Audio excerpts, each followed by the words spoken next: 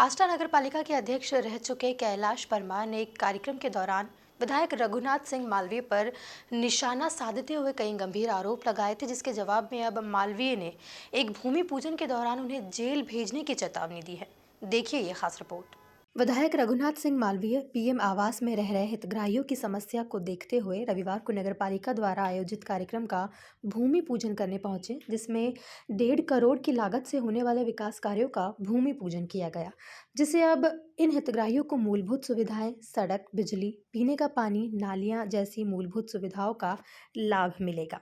देखिए, जो ये नई कॉलोनी कांग्रेस के शासन में इनको यहाँ बसाया गया था, इसमें भारतीय जनता पार्टी के हमारे मध्य प्रदेश के मुखिया आदरणीय शिवराज जी चौहान साहब ने उनके भाषण में कहा था कि जिनके पास अगर जगह नहीं है तो जगह भी हम उपलब्ध कराएंगे और मकान भी देंगे। उसी परिप्रेक्ष्य में यहाँ पर ये कॉलोनी गलत तरीके से कांग्रेस का अध्यक्ष कैलाश परमार जी ने गलत तरीके से इसको यहाँ आवंटित किया गया, जबकि इसको मल्टी के रूप में देना चाहिए था, क्योंकि ये करोड़ों रुपए की ज़मीन है, उसको बर्बाद करने का उन्होंने काम किया। फिर भी अब उन्होंने करा तो करा, लेकिन सारी सुविधा युक्त कॉलोनी होना चाहिए थी, जैसे पानी की व्यवस्था, रोड की व्यवस्था, बिजली की व्यवस्था।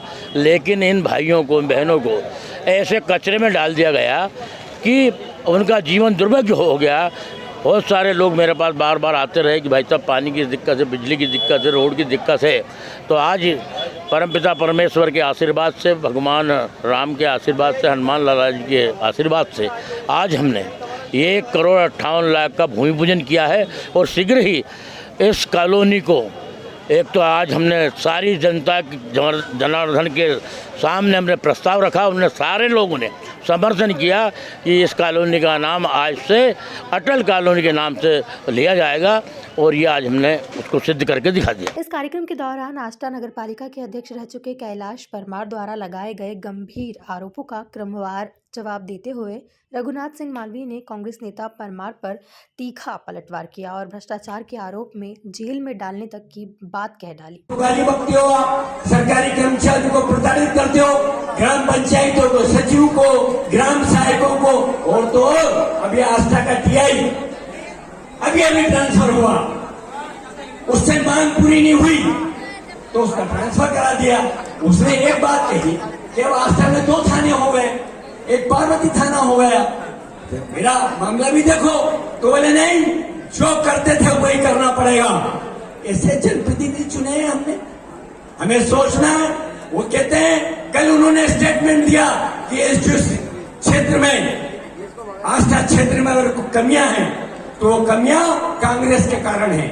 मैं कहता हूं कि जो कुछ कमियां हैं आपके कारण है। आप 17 साल से इस शासन में रह रहे हो। आपने सिद्धिगंज रोड का भूमि पूजन कर दिया 6-8 महीने पहले, आज तक वहां कोई काम नहीं हुआ।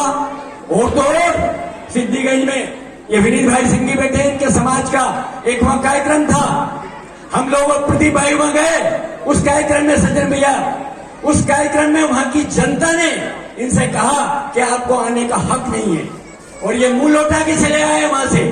फिर 3 दिन बाद इन्होंने वहां बीजेपी के मंडल की बैठक रखी। उस बीजेपी की मंडल की बैठक में लोगों को इन्हें घुसने नहीं दिया। गांव के लोगों ने इनको कहा कि ये बैठक आप यहां नहीं कर सकते, सिद्धिगंज के साथी यहां मौजूद हैं, वो इस बात को जानते हैं। आज ऐसे जनप्रतिनिधि न चुन लिए, जो जनप्रतिनिधि हमेशा।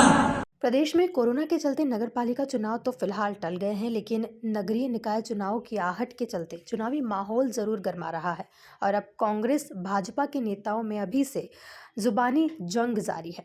मैं स्पष्ट कर देना चाहता हूं कि जो मैंने कहा मंच से, जी जो जैसा करेगा ऐसा भरेगा, और हमको उनने चेतावनी दी है, परमात्मा को ललकारा है, तो परमात्मा निश्चित रूप से अगर उनने गलत किया है तो निश्चित रूप से जेल जाएंगे।